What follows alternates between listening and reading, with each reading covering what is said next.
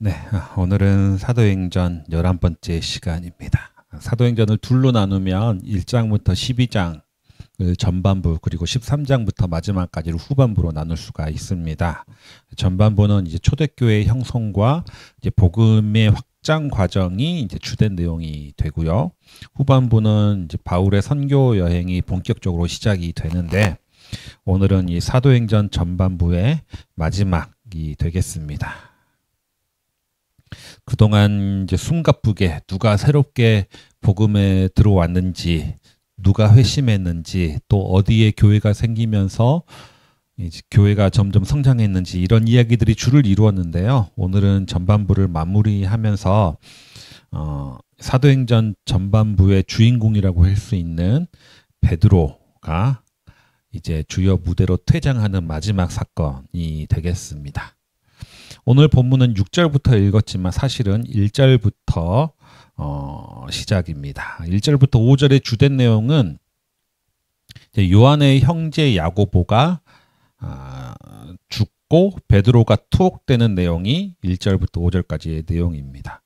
사도행전에 등장하는 야고보가 두 명이거든요.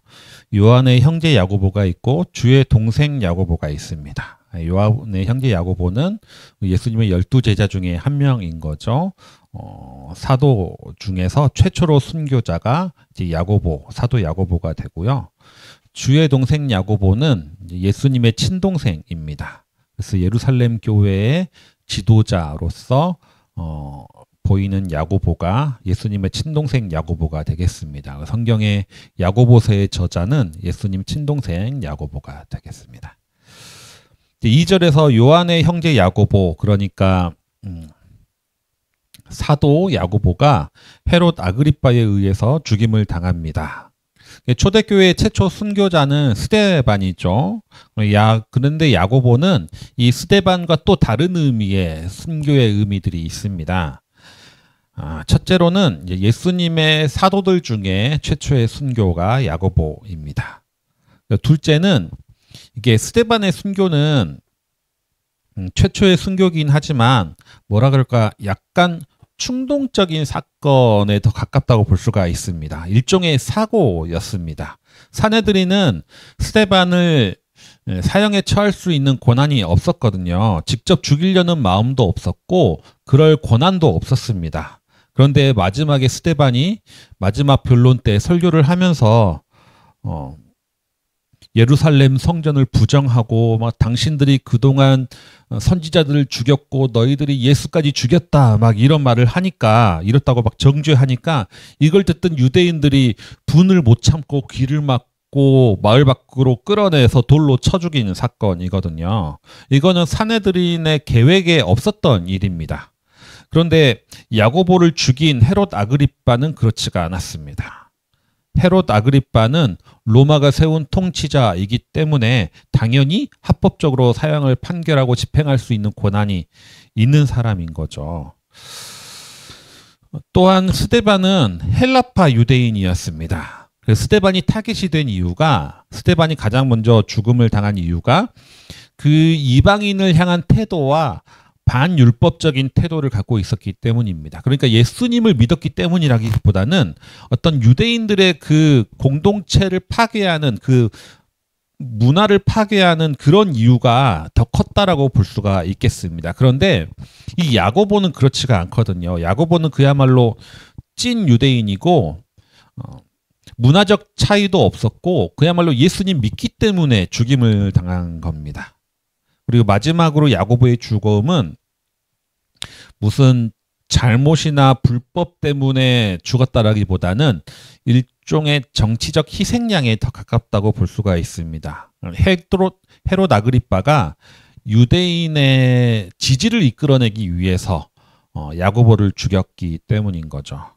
이후에 역사적으로 로마 제국이 기독교인을 핍박할 때, 로마 황제가 기독교인들을 주로 핍박의 타겟으로 삼을 때는 대부분의 이유가 자신이 당한 정치적 위기를 극복하기 위해서, 또는 자신의 다른 사람들의 지지를 이끌어내기 위해서 하는 정치적인 목적으로 기독교인들을 핍박하는 경우가 많습니다. 대표적인 예가 이제 네로 황제인 거죠.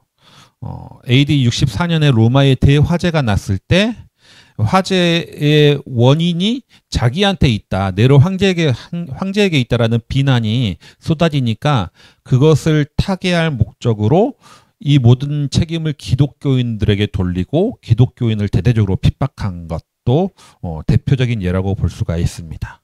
오늘 본문의 헤롯 아그리빠도 마찬가지인 거죠. 헤롯 아그리빠는 이듬해 출신이거든요. 에돔 출신입니다. 에돔 출신이면서 유대인의 지도자가 됐기 때문에 이 유대인들의 조롱과 비난을 받아야 했습니다. 그러니까 이 비난을 잠재우기 위해서 유대인들의 지지와 인기를 얻기 위해서 그리스도인들을 타겟으로 삼은 거죠. 제일 처음에 사도 야고보를 죽이고 나니까 너무나 반응이 좋고 자기 인기가 상승하는 걸 느낀 겁니다. 그래서 더 중요 인물로 뽑히는 베드로를 체포합니다. 그리고 이제 6월절 절기가 지난 다음에는 이 베드로를 죽이려야겠다라고 마음을 먹고 준비를 하고 있었던 거죠. 온 교회는 베드로를 위해서 기도하기 시작했습니다. 이 교회는 무엇을 위해 기도했을까? 여러 가지 이야기들이 있습니다. 베드로가 전에도 감옥에 갇혔다가 탈출한 경우들이 많이 있었기 때문에 이번에도 당연히 베드로가 감옥을 다시 나올 것이라는 기대하면서 기도했을 것이라는 추측도 있습니다. 하지만 뒤에 보시면 알겠지만 베드로는 실제로 풀려나는데 사람들은 믿지를 않았거든요. 그러니까 베드로가 실제로 나오기를 위해 기도했다기보다는 그저 그 감옥 생활의 고통을 경감시키고 순교를 잘 감당하도록 기도했을 거라는 추측도 있습니다. 어쨌거나 과거 베드로가 감옥에 갇혔다가 풀려나고 하는 경우들은 많이 있었지만 감옥에 갇힐 때마다 과거에는 그 고난당함으로 인해서 더 기뻐하고 더 하나님께 영광 돌리고 했던 분위기는 이제 아닌 겁니다. 그때는 복음 전하지 말라고 협박도 당하고 두들겨 맞고 매를 맞고 했지만 이렇게 직접 죽지는 않았습니다. 죽을 공포까지는 없었던 거죠. 그런데 이제 정말 사람들이 죽어나가고 있고 심지어 사도 야고보까지 죽임을 당한 이유이기 때문에 사도행전 초반에 고난을 당함으로 더 기뻐했던 때와는 이제 분위기가 또 완전 달라진 겁니다. 사형 집행을 하루 앞두고 있었습니다. 온 교회가 베드로를 위해서, 베드로의 석방을 위해서, 베드로의 순교를 위해서, 이유는 알 수 없지만 베드로를 위해서 기도하고 있었습니다. 그런데 베드로는 자기가 죽기 전 하루 전날인데 잠자고 있었습니다. 베드로의 이 장면을 보면 예수님과 제자들이 풍랑이 있는 배들을 탔을 때, 폭풍우가 치고 있을 때 배 밑바닥에서 평안하게 주무시고 계시는 주님의 모습이 오버랩되기도 합니다. 그때 제자들이 공포에 질려서 예수님을 깨우자 예수님은 자신을 깨우는 제자들에게 왜 이렇게 믿음이 없느냐라고 꾸짖었던 이야기가 있습니다. 믿음이라는 것은 설령 폭풍 앞에 있더라도, 폭풍이 닥쳐오더라도 두려워하지 않는 것이라는 의미였던 거죠. 그런데 그때 두려움에 떨면서 예수님을 가장 앞장서서 깨웠을 것 같은 베드로가 이젠 사도가 되어서 본인의 사형 집행을 앞두고 있음에도 평안히 잠을 자고 있습니다. 그때 천사가 나타나서 베드로의 옆구리를 툭툭 쳐서 깨우는 거죠. 그러고 나서 손에 사슬이 풀려집니다. 천사가 일어나라 하니까 베드로는 일어났습니다. 천사가 띠를 두르고 신을 신어라 그러니까 베드로가 또 띠를 두르고 신을 신습니다. 천사가 겉옷을 입고 나를 따라와라 그러니까 베드로가 또 겉옷을 입고 따라갑니다. 따라가다 보니까 초소 하나 지나고 2개 지나고 철문까지 열리고 마지막 감옥 밖으로 나와 거리에 딱 나오니까 천사는 사라진 거죠.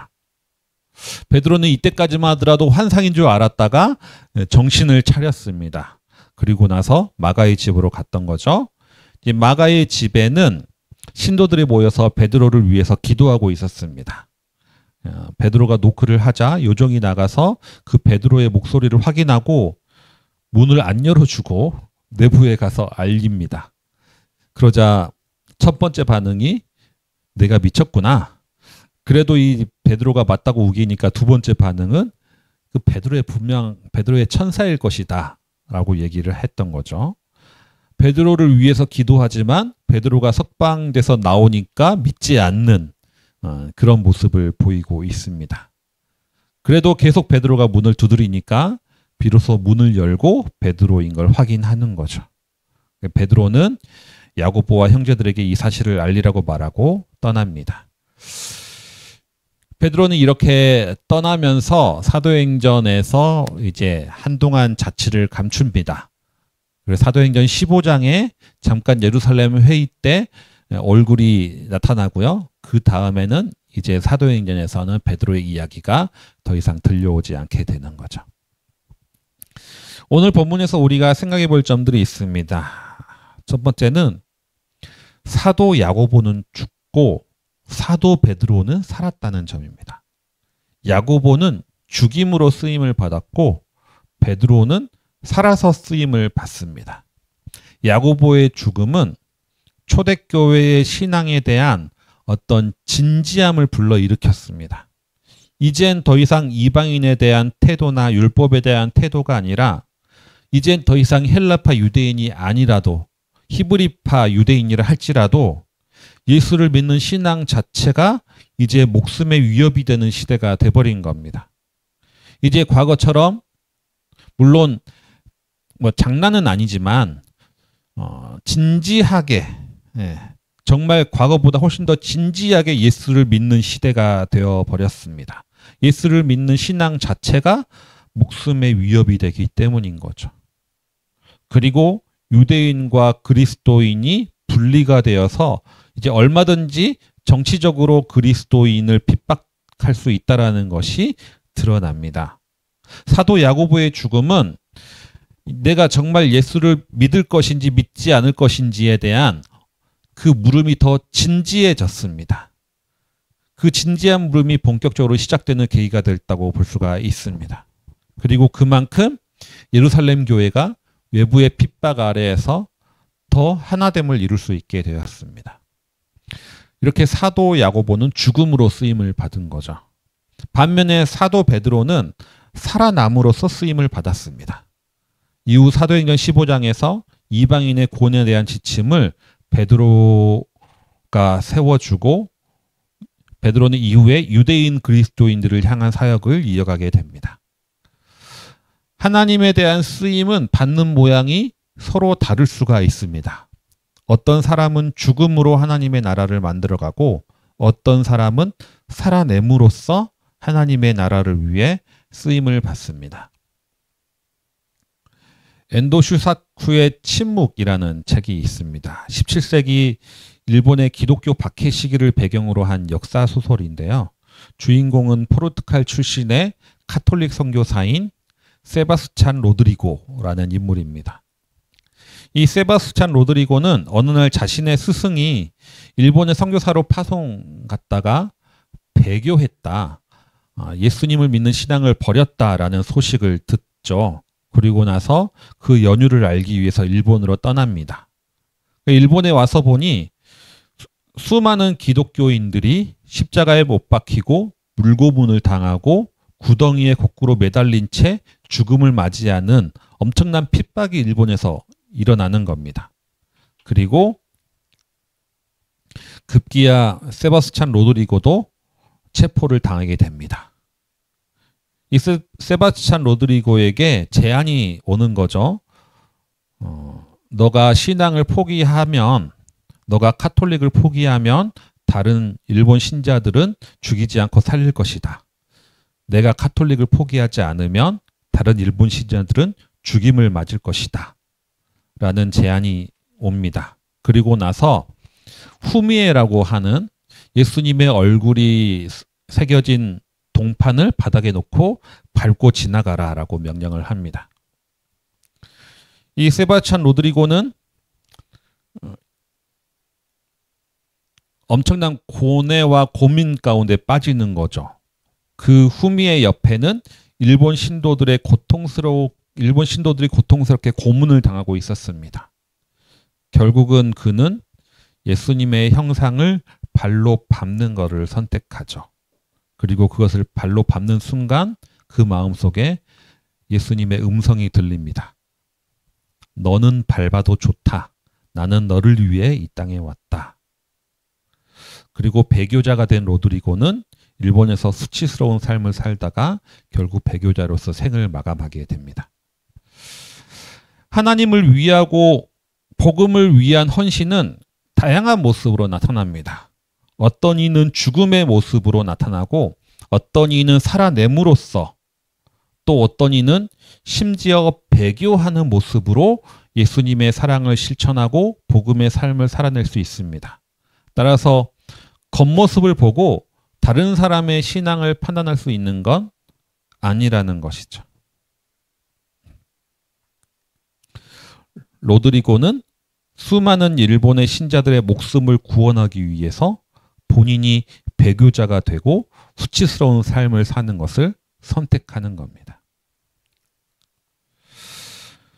또 하나 우리가 살펴볼 점은 베드로를 위해 기도하던 초대교회 성도들의 모습입니다. 베드로를 위해서 기도했지만 실제로 베드로가 살아 돌아오는 것을 믿지 못하는 신도들의 모습인 거죠. 아니 믿지도 않을 거면 뭐하러 기도했느냐라고 쉽게 생각할 수도 있겠지만 그렇게 쉬운 건 아닌 거죠. 왜냐하면 이 사람들은 이전에 야고보를 위해서도 기도를 했을 거거든요. 야고보를 위해서 기도했지만 결국은 야고보는 죽음을 맞았습니다. 그러니까 베드로를 위해서 기도하면서도 감옥문이 열리고 살아서 돌아올 것을 믿지 못하는 것은 어쩌면 당연할 수도 있습니다. 하지만 여기서 중요한 거는 기도했음에도 불구하고 사도 야고보는 죽었지만 그 이후에도 여전히 이들은 실망하지 않고 또다시 베드로를 위해서 기도했다라는 겁니다. 기도할 때 필요한 믿음은 100%의 확신을 갖는 믿음이 아니라 낙심하지 않는 것이라는 것을 알 수가 있습니다. 내 생각과 내 뜻대로 이루어지지 않았을 때 우리는 낙심합니다.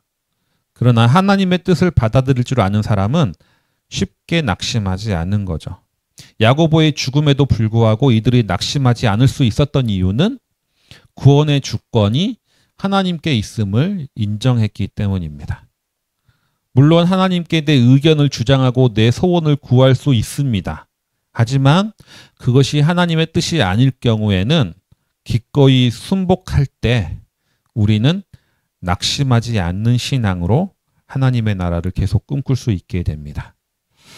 이번 한 주간은 사순절 중에서도 고난주간입니다. 예수님의 순환과 죽으심을 묵상하는 한 주간인데요. 십자가를 지고 주님 가시는 길을 따르는 모습이 한 가지일 수는 없습니다. 각자의 삶의 자리에서 조금이라도 더 주님을 닮아가며 낙심하지 않고 하나님의 나라를 살아가는 우리 모든 성도님들 되시기 바랍니다. 주신 말씀 기억하시면서 내일을 바라보며 기도 함께 드리겠습니다.